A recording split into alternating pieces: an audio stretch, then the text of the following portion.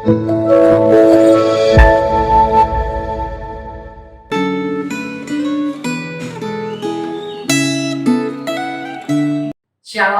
Bapak Ibu, Saudara sekalian.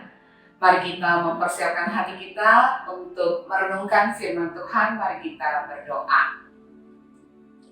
Terima kasih Tuhan sudah memimpin kami sepanjang tahun 2023. Di penghujung tahun ini, kami datang lagi kepada Tuhan untuk memohon Tuhan, tolonglah berbicaralah kepada kami, supaya kami boleh menjalani kehidupan kami berkenan kepada Tuhan.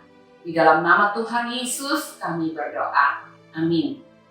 Bapak Ibu Saudara sekalian, pembacaan Gema kita pada hari ini ada di dalam Matius pasal 2 ayat 11. Mari kita memperhatikan Matius 2:11. Maka masuklah mereka ke dalam rumah itu dan melihat anak itu beserta Maria ibunya, lalu sujud menyembah Dia. Mereka pun membuka tempat harta bendanya dan mempersembahkan persembahan kepadanya, yaitu emas, kemenyan, dan mur. Bapak Ibu Saudara sekalian, orang-orang Majus adalah orang-orang yang mewakili orang-orang yang kepadanya Tuhan menyatakan diri.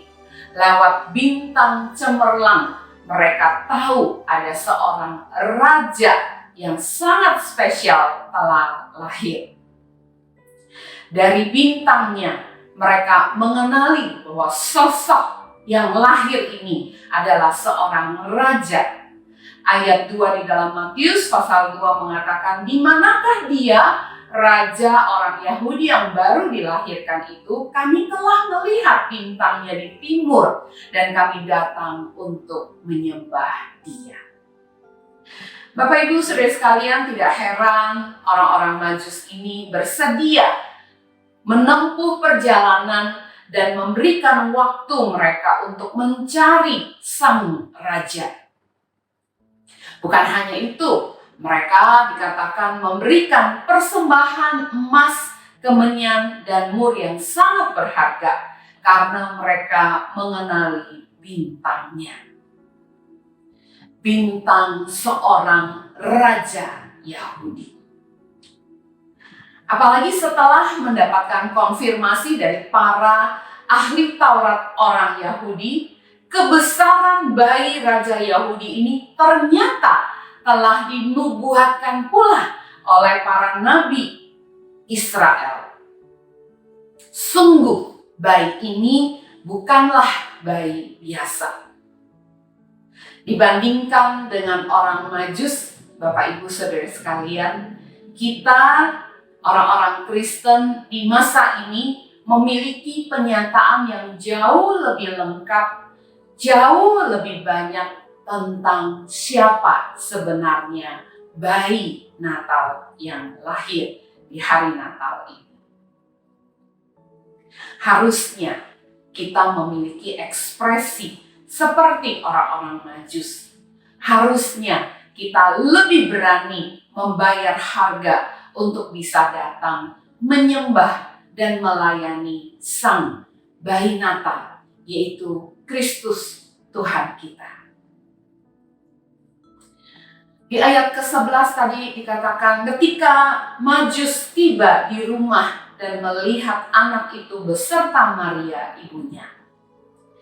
Ternyata mereka sampai kepada sebuah rumah yang biasa-biasa saja. Kepada orang tua yang juga sederhana saja.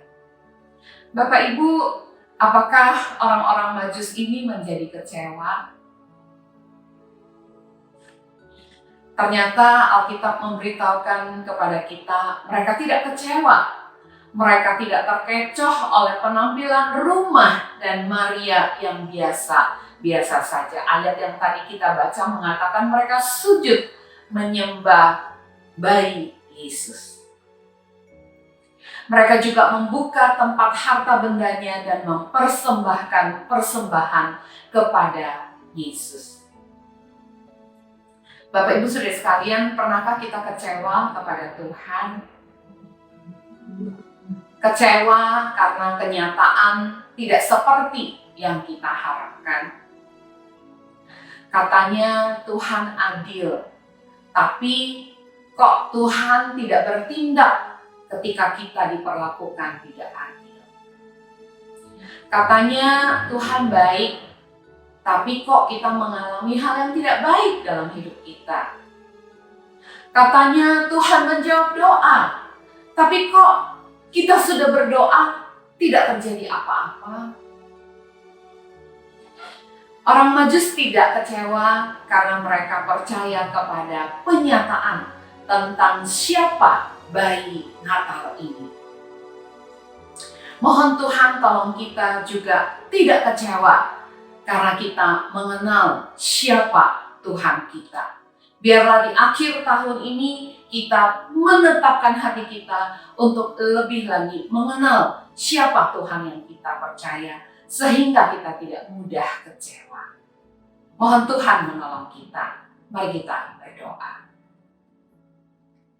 Ya bayi Natal yang telah lahir mengasihi kami, Tuhan Kristus yang telah lahir untuk menyelamatkan kami, biarlah kami semakin mengenal Engkau di dalam hidup kami, sehingga kami boleh menjalani hidup yang lebih berarti.